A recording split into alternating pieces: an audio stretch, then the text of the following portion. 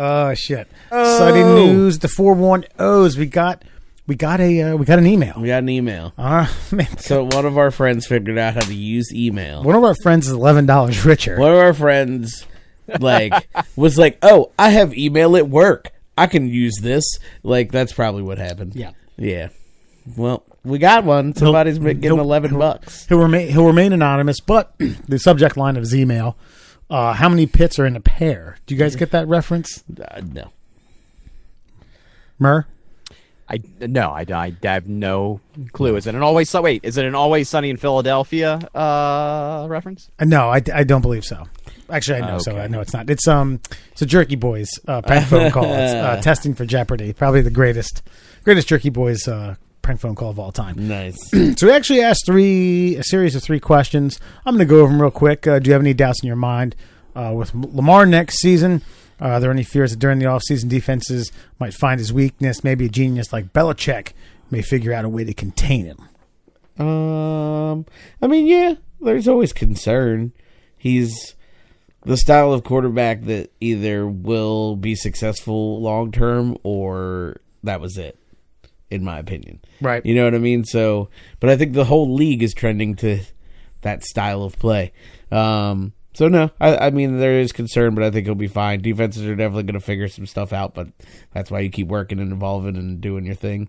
But I think he just continues to get better, quite frankly. Yeah, I would say that he won't be as effective, but I think he'll always... obviously, he's athletic enough, especially right now for the next 2 or 3 seasons, to be dangerous on any play. But will he be as effective as he was this year, like MVP's caliber? I just, unfortunately, no. I feel like if the best chance was to do it this year with the amount of momentum they had going into the playoffs. So, sadly, I don't think he'll be average or pedestrian, but I mean, look back at like Dak Prescott, like that first year was like, oh my God, how are they going to stop this guy? He's the future. And now it's just like, meh. See, I don't have any doubts. There's nothing that his progression from year 1 to year 2, obviously that was a big leap.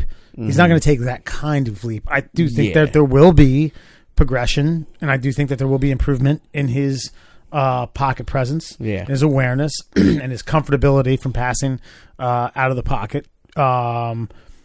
In the pocket, excuse me. He's great out of the pocket. How much further that goes, yet to be determined. He's still a young guy. Yeah, he's still incredibly young. I think he'll be 24 next year. Yeah. So let's not forget that. No, I don't. I don't have any doubts. Again, I don't think they'll be 14-2. I still think they have a great team.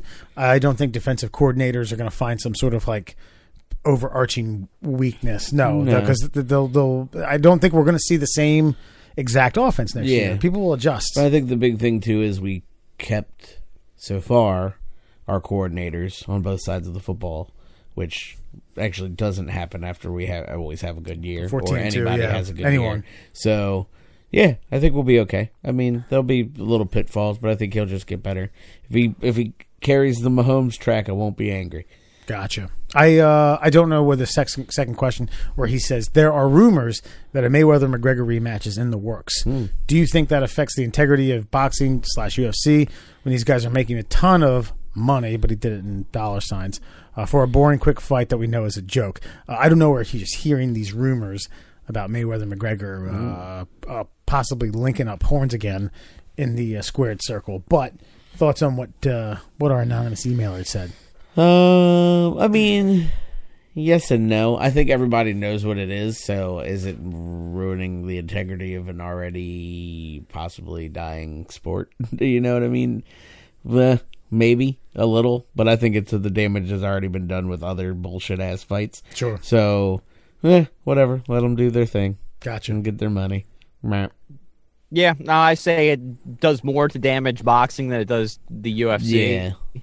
Because if it's a good fight, again, I mean, it was entertaining last time. I won't necessarily say it was good, but yeah, it just does more to show that the UFC, if someone from the UFC, a mixed martial artist who's not necessarily a superstar in any one discipline, could come in and go almost to the end of the fight, then yeah, it damages boxing. So It's a payday. Floyd Mayweather has nothing left to prove, and Conor McGregor just wants to pad his bank account, and if that's what they want to do, sadly, we will all pay them millions of dollars to witness it. Yeah, I mean, that's fair. I don't know. And I said I don't know where he's getting this rumor from because I don't think I haven't heard it. I don't think this fight happens. One, Mayweather's not going to. If Mayweather comes back, he's going to fight a boxer. Okay. He's not going to fight a UFC guy.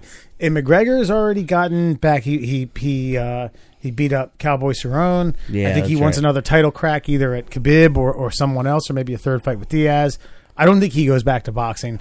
If it were to, I could tell you a fight that I probably would buy. It's Khabib, Nagumemov. Not going to work here anymore. Yeah. And Vasily Lomachenko.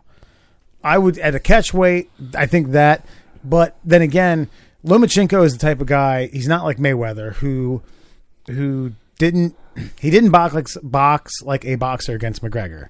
He didn't cut off angles. He came at him. It was. I can send you a link from a modern martial artist who broke that down about what McGregor or Mayweather didn't do 49 previous fights when he won against professional boxers. Yeah. I think Lomachenko is so good that he would toy with him. He would beat the snot out of him. Anyway, no. Does it affect the integrity of it? I don't know. I mean, if people are buying it, does that really affect integrity? Is it a sideshow? I mean, yeah.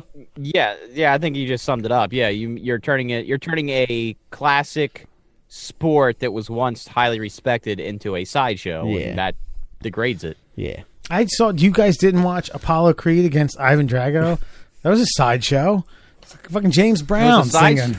It was a sideshow with two of the world's, highest boxers, old school, new school, first world, third world, communism versus capitalism, patriotism versus communism, and fuck you. All right. You're right. Final question coming from our emailer, and this is going to require some thought. Okay. This is going to require some quick thinking and some rationale. You ready? Yep. With the growing popularity of synchronized swimming and the sport world finally acknowledging it as a legitimate sport, what are your thoughts on not only the importance of a good-fitting Speedo, but also the benefits? Please be sure to explain your stance and why. Now, are we talking about, there's no male synchronized swimming, which is an atrocity in the Me Too era, in my opinion. If you want equality, you need equality all around. Is that legit? Really? There's no male synchronized swimming? Yeah, I don't believe so. We need equality in aquatics. Well, I heard that long ago the Olympic Committee shot down male synchronized swimming because it was just 90% of dicks in Speedos just spinning around outside of the pool. And they didn't want to bring that on to family entertainment, But yeah, I think you're right. I think we need to bring it back. Speedos, male Speedos specifically, are worth their weight in gold. Maybe even worth their weight in gold when they're wet. So double it. So yeah. I'm for it. I'm about it. I think they should do it. Yeah. I think, those kinds of guys should be getting big deals with fucking shoe companies, soft drinks. Yeah. Energy drinks. You're just really ignoring it, I think. Vodka. I'm not appreciative. On a serious note, I've actually done some thinking about synchronized swimming because it is rather amazing what these athletes are able to pull off. Here's what they need to do. They need to invert the camera and do an underwater view. Give us underwater. Yeah, I think underwater. That. Yeah. And then you can actually see what these chicks are doing. I didn't know they couldn't touch the bottom of the pool. Yeah. See, that is a thing, man. That pool's I can barely tread water as is, doggy paddling. And these bitches are making like snowflakes out of their ass cheeks. That's true. And how does one tread water with just their arms?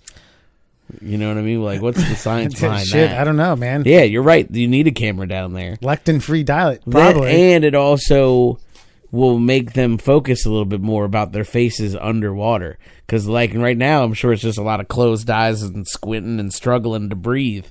You know? Oh, so they could smack a smile on that face, bitch. They could they could deduct points if they look more distressed. Yeah. And got to be If smiling. they look like they're like trembling and could possibly pass out because their lung capacity is not where it should be.